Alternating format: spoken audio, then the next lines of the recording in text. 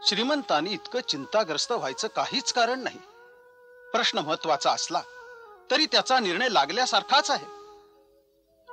बाहेरच्या संकटांना तोंड देण्याचं आम्हाला काही वाटत नाही शास्त्री बुवा. उलट बाहेरच्या प्रत्येक प्रश्नाचं आम्हाला आव्हानच वाटतं. मग आपला काय निर्णय आहे? तो तोतया आहे हे पटकन जाहीर करावं आणि त्याला शिक्षा द्यावी. या प्रकरणी जितकी दिरंगाई होईल तितकं वातावरण अधिक गढूळ आणि संशयास्पद बनेल. तेव्हा त्वरित निर्णय घ्यावा आणि हे प्रकरण कायमचं संपवावं हे उत्तम. त्र्यंबक मामा, आम्ही काही स्वस्त बसलो नाही. या मधल्या काळात काशीराम शिवदेवासारख्या अत्यंत जबाबदार माणसाकडून आम्ही भाऊसाहेबांच्या अग्निसंस्काराची हकीकत मागवून घेतली. भाऊसाहेबांच्या आत्याबाई अनुताई घोरपड्यांची आम्ही गाठ घेतली. त्यांनी तोतयाला पाहून तोच निर्णय दिला. आम्ही स्वतःही खूप विचार केला. ते जर भाऊसाहेब असते तर स्वतःहून शनिवारवाड्यावर आले नसते. इथं जे काही आहे ते त्यांचंच आहे. मग आपल्याबद्दल लोक शंका घेतील अशी शंका तरी भाऊसाहेबांना आली असती का? नाही नाही शास्त्री बुवा, तो तोतयाच आहे यात आम्हाला तिळमात्र शंका नाही. पण तरीही काय श्रीमंत? तरीही या प्रकरणी आमचे हात बांधले गेले आहेत असंच आम्हाला वाटतं. आम्ही राज्यकर्ते, राज्याच्या लोभानं हा निर्णय घेतला असा ठपका येईल. खरं तर आपणा सर्वांसारखे जवळचे आणि विश्वासू लोक स्वच्छ मनानं आमच्या समोर उभे आहेत, तेव्हा इतर लोक काय म्हणतील याची पर्वा करण्याचं काही कारण नाही. परंतु परमेश्वर न करो,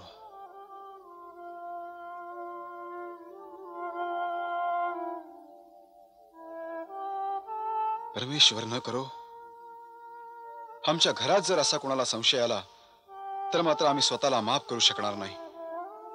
आणि म्हणूनच आम्ही भाऊ काकांच्या तोतयाला पाहिला सुद्धा नाही. श्रीमंत, आपला काय विचार आहे? नाना, भाऊंच्या तोतयाला पुण्याच्या भर वस्तीत उभा करा.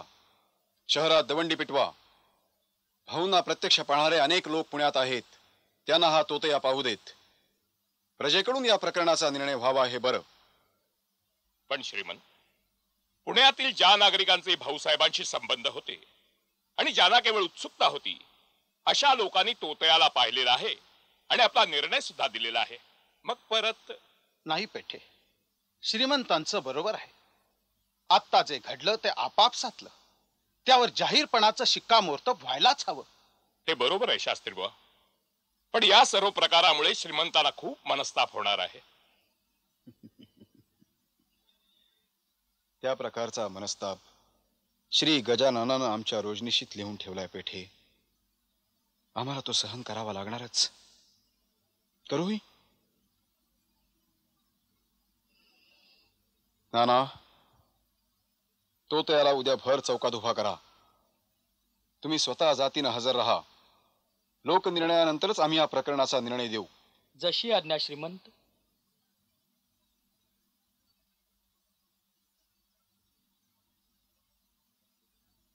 या मंडळी.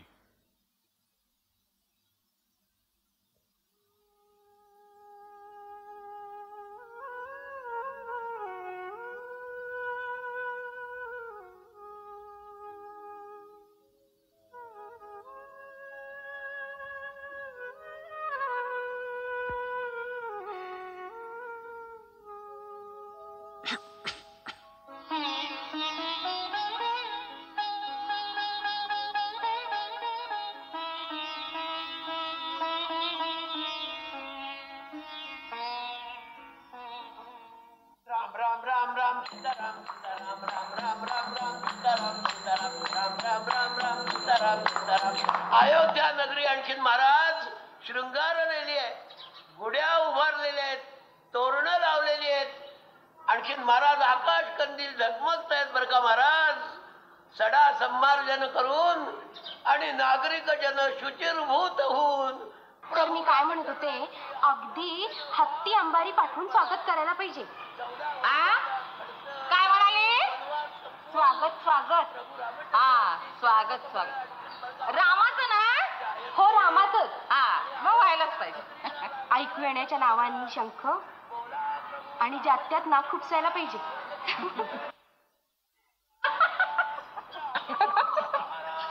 तर मी काय म्हणत होते मामाबाई, अगदी चांगलं स्वागत झालं पाहिजे बरं का.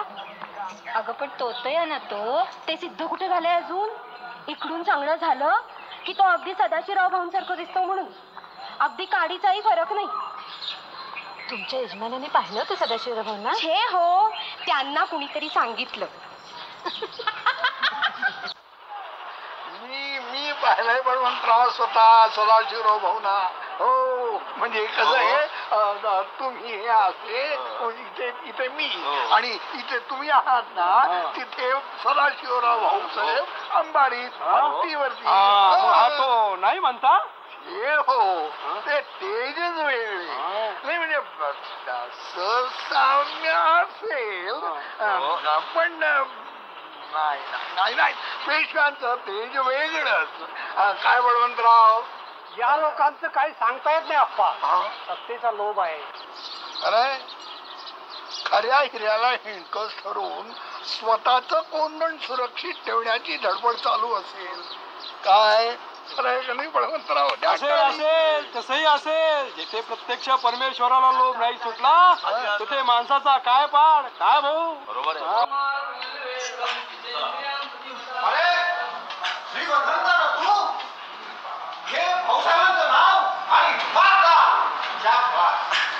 शिवबा, शनिवार वाड्यात बी कुस्त्या रंगणार असं दिसतंय. का कशावरनं म्हणतो रे? आपले भाऊसाहेब आलेत ना वर. हे सोडून बोल बाबे. अरे मी चौथा बघितलं होता भाऊसाहेबांना. अरे काय मजबूत तब्येत मारता. त्यावेळेस होतो खरा लांब मी, पण अजून नजरेसमोरून तब्येत झालं ना. अरे काय तब्येत म्हणावी का काय, मजबूत, एकदम मजबूत. मी 1000 जोर मारला होता ना, मग त्या बुंदीचा लाडू दिला होता बक्षिशी म्हणून. असला रप्पाचा डब्बा. पण केशा, तो तर या भाऊसाहेब बघितला ना, काय दम नाही राव, काय दम नाही. असं म्हणतोस? पण मग ही मोठी मंडळी करणार आहेत तरी काय?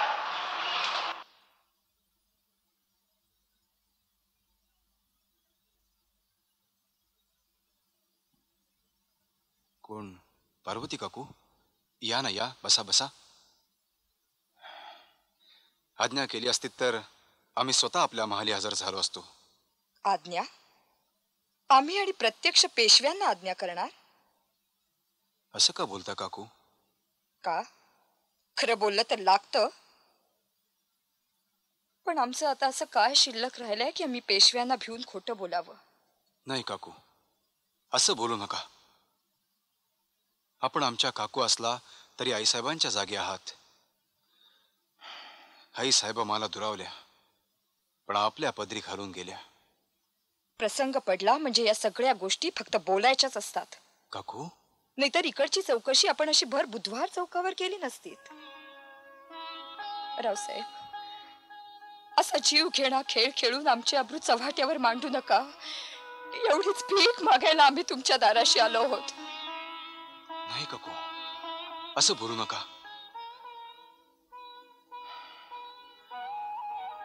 आमच्या मनाला किती यातना होतात याची कल्पना आपल्याला येणार नाही.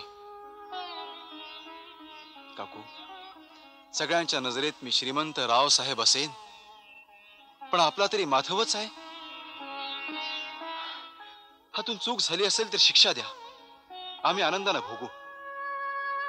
पण असं जिव्हारी बोलून दूर लोटू नका.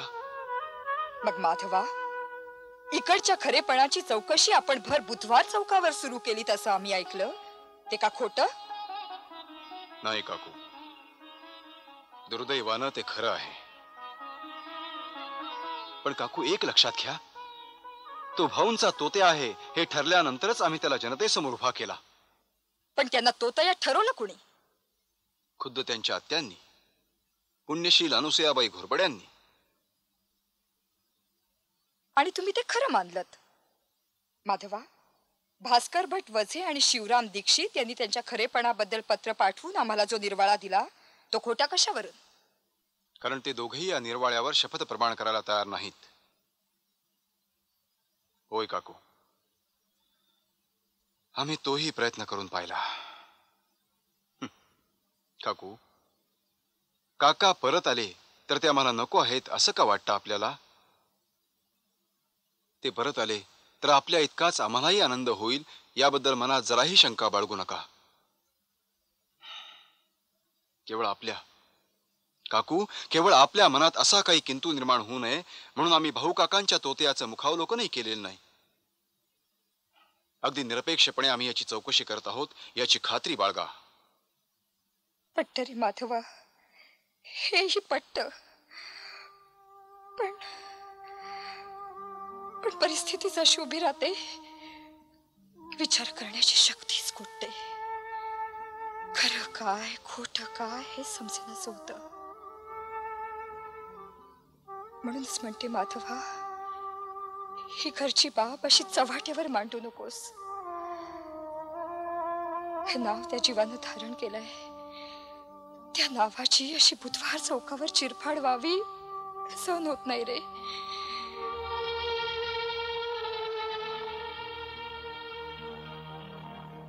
हे बघ, जे काय करायचं ते तूच कर.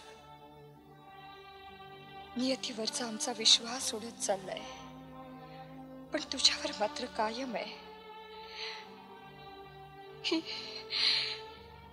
ही चौकशी सत्वर थांबव माधवा. ही चौकशी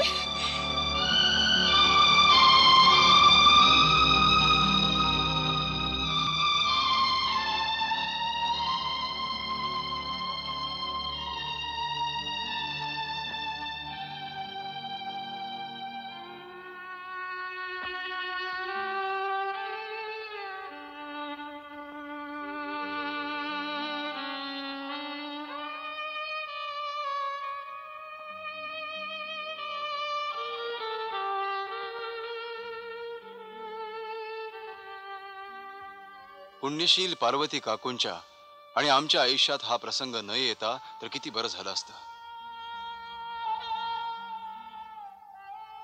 उद्या आम्ही जातीने चौकशी करणार आहोत तोत्याची.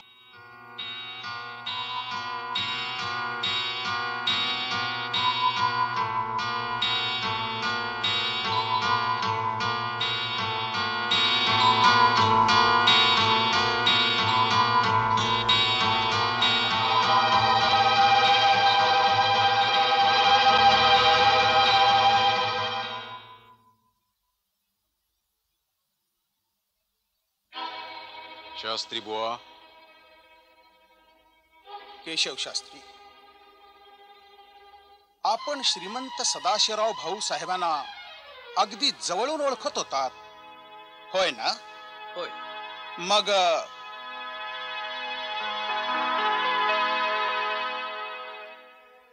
आपण शनिवार वाड्यामध्ये राहत होतात तेव्हा आपलं राहण्याचं नेमकं ठिकाण कुठे होतं? हजारी कारंजा नजीकच्या महालात दुसऱ्या मजल्यावर. असं? मग त्या इमारतीला मजले किती आहेत? अर्थात 5. मग आपण तळ मजल्यावरून दुसऱ्या मजल्यावरती कसे जात होतात? जिन्यावरून. आपण त्या जिन्याने अनेक वेळा ये जा केलेली आहे. मग त्या जिन्याला पायऱ्या किती हे आपण सांगू शकाल? सांगा ना. नाही सांगता येत? शास्त्री बुवा, आपल्या गळ्यात रुद्राक्षांची माळा आहे. त्या माळेवरून हात फिरवण्याची आपली लकबही दिसते. त्या माळेत किती मणी आहेत हे आपण सहज सांगू शकाल. नाही सांगता येत?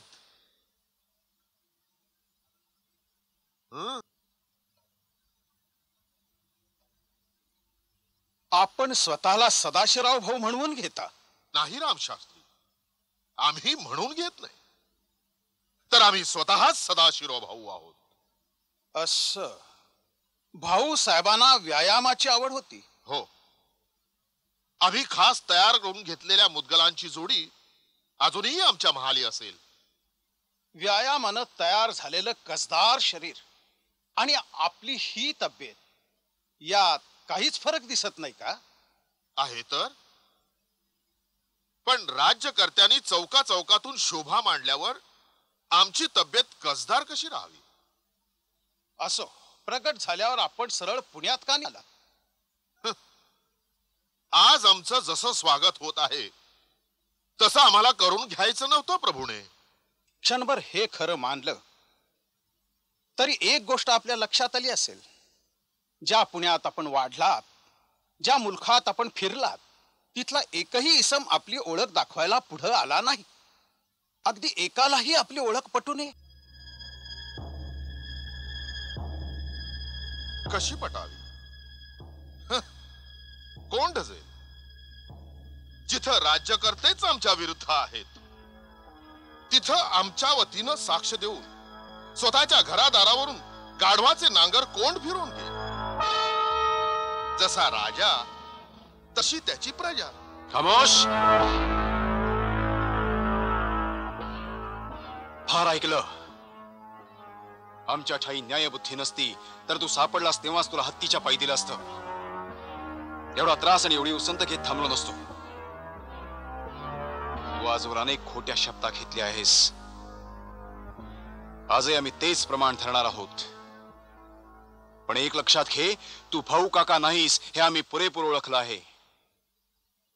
बेल भंडार शिव आणि त्याचं शपथ प्रमाण करून तुला जे काही सांगायचं ते सांग. नाना. श्रीमंत. थांब. बेल भंडार शिवण्यापूर्वी एक विचार कर. तू जे नाव धारण केलं आहेस त्याचं कुल काय, शील काय, सगळं आठवून पहा. रूपावरून माणसाची परीक्षा करायला आम्ही बसलो नाही. तुला ओळखायला ज्या वेळेला कोणी पुढे आलं नाही त्याच वेळेला तुझा तो आधार गेला होता. कदाचित खोटी शपथ करून तू पराजयावर मात करशील आणि आम्हीही दिलेल्या वचनाप्रमाणे तुला आमचे काका म्हणून स्वीकारू. पण अजून एका व्यक्तीचा तू विचार केला नाहीस. पानपतावर पतिनिधनाची वार्ता ऐकून ज्यावर एका स्त्रीने विश्वास ठेवला नाही त्या स्त्रीचा तू विचार कर. आपले सौभाग्य अलंकार न उतरता एक साध्वी पुण्यशील स्त्री केवळ पतिनिष्ठेवर आपलं आयुष्य व्रतस्थ वृत्तीनं कंठित आहे. त्या पतिनिष्ठेचा तू विचार कर आणि हो पुढं उचल भंडारा. तिच्या खडतर तपश्चर्येचं तेज आणि पातिव्रत्याचं पुण्य डोळ्यात प्रखरपणे गोळा झालंय. त्या पुण्याच्या तेजाला सामोरं जाता येईल का याचा विचार कर आणि हो पुढं उचल भंडारा. त्या साध्वीच्या फसवणुकीच्या पापाचा एक क्षणभर विचार कर आणि हो पुढं उचल भंडारा.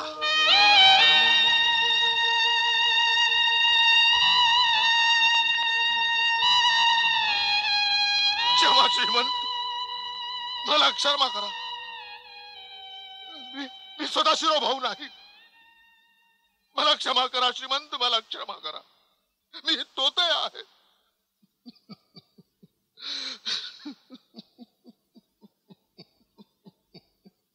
नाव काय तुझं? मी कनोजी ब्राह्मण. सुखलाल माझं नाव. बुंदेलखंडातल्या तजिल गावचा रहिवासी मी. आई बापाचं नाव? बापाचं नाव रामानंद, आईचं नाव अन्नपूर्ण. घरच्या भांडणाला आणि दारिद्र्याला कंटाळून मी देशांतर केलं. गोसाव्याच्या वेशात भटकत होतो. नगरच्या सुभेदारानं आणि गणेश संभाजीनं नको नको म्हणत असताना मला सदाशिव भाऊ बनवलं. मी गुन्ह्याला पात्र आहे सरकार. क्षमा करणं आपल्याच हाती आहे. तू सांगतोस याला काही प्रमाण? आपण खात्री करून द्या. माझ्या घरची मंडळी आपली खात्री करून देते. शास्त्री बुवा, या तोतयाची चौकशी आम्ही आमच्या समोर घडवून आणली तेव्हा त्याचा निर्णय आम्हीच देणं उचित. श्रीमंत, तोतया स्वमुखानं कबूल झाला आहे. तो शिक्षेस पात्र ठरला आहे. यानं ज्या थोर पुरुषाचं नाव धारण केलं आणि राज्यात बखेडा माजवला त्या या सुखलालला दया करा श्रीमंत,